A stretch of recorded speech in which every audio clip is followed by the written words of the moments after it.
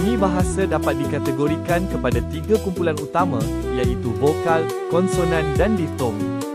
Vokal ialah bunyi yang dihasilkan tanpa sebarang sekatan aliran udara, manakala konsonan ialah bunyi yang dihasilkan dengan sekatan atau halangan pada titik artikulasi tertentu. Diftong pula merupakan gabungan dua bunyi vokal yang dihasilkan dalam satu suku kata. Vokal ialah bunyi bersuara yang dihasilkan apabila udara dibiarkan melalui titik artikulasi tanpa sebarang sekatan.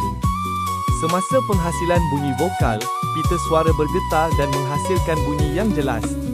Oleh sebab itu, semua bunyi vokal bahasa Melayu tergolong sebagai bunyi bersuara. Getaran pita suara ini boleh dilambangkan dalam keratan rentas alat ujaran melalui garisan turun naik yang menunjukkan pergerakan gelombang bunyi. Setiap bunyi vokal mempunyai satu puncak kelantangan.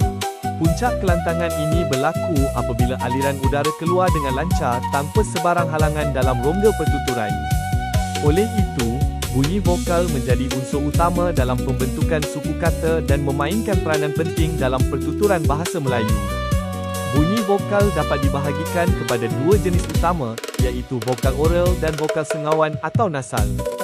Vokal oral dihasilkan apabila lelangit lembut dinaikkan sehingga laluan ke rongga hidung tertutup.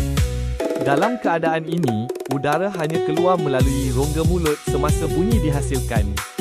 Vokal sengawan atau vokal nasal pula dihasilkan apabila lelangit lembut diturunkan.